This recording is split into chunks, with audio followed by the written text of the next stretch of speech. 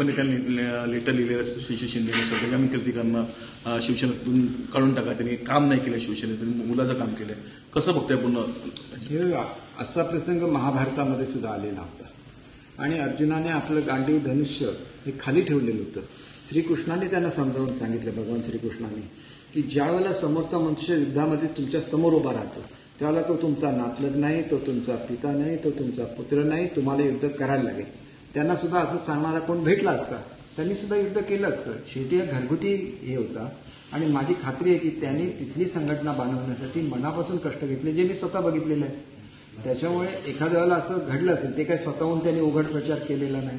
कदाचित जर शांत राहिलेले असतील तर आता इलेक्शन संपून गेलेलं आहे आणि त्याच्यामुळे मला वाटतं की हा विषय संपवणं हे पक्षाच्या हिताचं आहे. ते ज्येष्ठ नेते आहेत, जे काय बोलायचं ते मुख्यमंत्री आणि त्यांनी एकत्र एका खोलीमध्ये बसावं आणि हा विषय मिटवावा, असं माझं स्पष्ट मत आहे.